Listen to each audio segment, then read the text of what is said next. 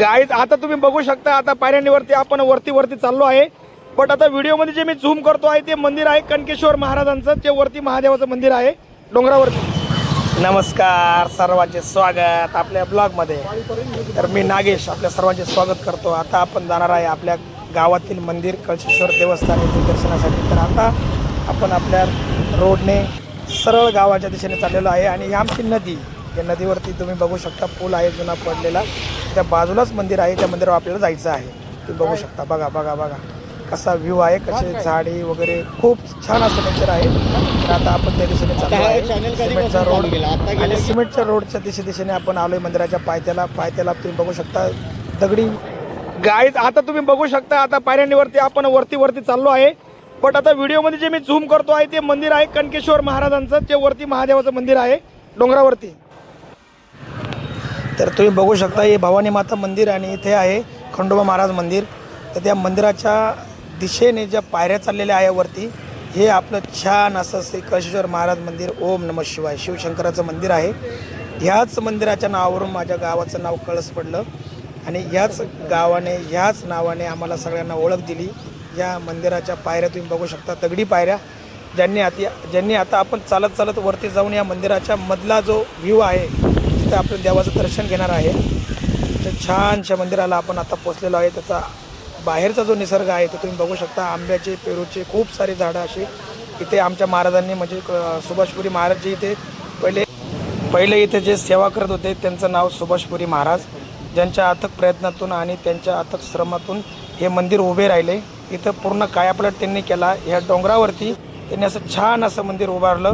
त्यांच्या सेवेतून आणि सर्व ग्रामस्थांच्या मदतीने या मंदिराला खूप सौंदर्य असे लाभले आहे. तुम्ही बघू शकता शंकर महाराजांची मूर्ती आहे इथं, हे महाराजांचं मंदिर आहे. त्याच्यासमोर नंदीबाबा बसलेले आहेत. आणि आत्ताच काल परवा या गावची आमची यात्रा झाली.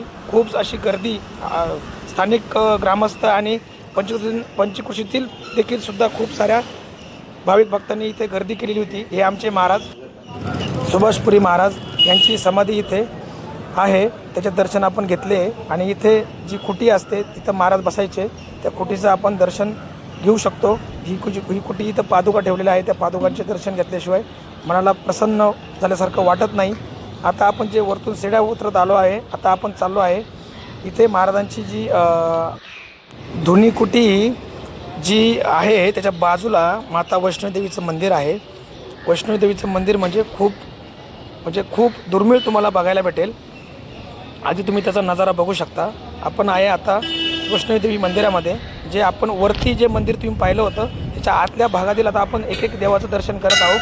इथे असे खूप सारे मंदिर आहेत. माता वैष्णवी मंदिर, त्याच्या बाजूचा जो परिसर आहे जिथे खूप सारे झाडं वगैरे तुम्हाला दिसतील, अगदी म्हणजे फणस, अननस, नारळ अशा खूप अनेक प्राचीन झाडी खूप सारी जपली आहे. येथील ग्रामस्थांनी खूप सारे सहकार्य करून तुम्हाला एक दाखवत मी काही झूम करून एक गोष्ट दाखवतो. ते बघा मित्रांनो, इथं वटवाघूळ जे आहे ते रात्रीचे तुम्हाला जास्त दिसतील, दिवसा तुम्हाला तेवढे दिसणार नाही. तरी मी तुम्हाला दाखवण्याचा प्रयत्न करत आहोत जर तुम्ही बघत असाल. आता ह्या मंदिराच्या बाजूला जे आहे तिथे महाराजांचा फोटो आणि त्या फोटोचं दर्शन आपण घेऊया. तिथं महाराजांच्या पादुका ठेवलेल्या आहेत. बघा हा मंदिर आणि याचा परिसर असं खूप असं छान सौंदर्याने नटलेलं हे मंदिर. आमच्या गावाची ओळख, आमच्या गावाचं ग्रामदैवत कळशेश्वर महाराज. बघा तुम्ही बघू शकता, मी तुम्हाला दाखवण्याचा प्रयत्न करत आहे. हे आमचे महाराज सुभाषपुरी महाराज, यांचं फोटो आणि यांच्या पादुका समोर ठेवलेल्या आहे. आणि ह्या आमच्या गावाचा परिसर बघा मंडळी, तुम्हाला बघायला भेटत असेल मित्रांनो. बघा तुम्ही. आणि हे जे मंदिर आहे या मंदिरावर आपल्याला पुढील ब्लॉग शूट करायचं आहे. हे तुम्हाला मी सुरुवातीला दाखवण्याचा प्रयत्न केला होता. आता बघू शकता माझं गाव आणि त्याचं सौंदर्य कसं आहे माझं गाव. वाव. आता हा आहे वरचा भाग मंदिराचा, जो आपण खालून बघितला होता. सगळं शिकलोय. बघू शकता इथं श्री गुरुदत्तांचं मंदिर आहे. त्याच्यावरती छान असा झेंडा लावलेला आहे. वारं खूप असल्यामुळं माझा आवाज तुम्हाला थोडासा कमी येत असेल, पण तुम्ही बघू शकता. आणि हे जे मंदिर आहे, हा जो डोंगर आहे, या डोंगरावरती जे मंदिर आहे याचाच मी तुम्हाला मगाशी उल्लेख करून सांगितलं की याच्यावरती आपल्याला जायचं आहे, इथं ब्लॉग शूट करायचा आहे आपल्याला पुढील. आणि हा माझ्या गावाचा नजारा. माझं गाव तुम्ही बघू शकता. पूर्णपणे तुम्हाला आता व्ह्यू मी देणार आहे यातून. बघू शकता तुम्ही,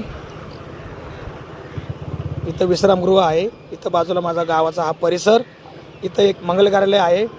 आणि ह्या सगळ्या गोष्टी तुम्हाला दाखवल्यानंतर आता मी तुमची रजा घेतो, थांबतो. आणि ही माझी नदी शेवटची तुम्हाला दाखवायची राहिली, ही दाखवतो. बघा आमची प्रवरा नदी खूप छान अशी 12 महिने तिला पाणी असतं. आणि तर चला मित्रांनो, अशा प्रकारे आपल्या या ब्लॉगचा आपण आज शेवट करू इथे.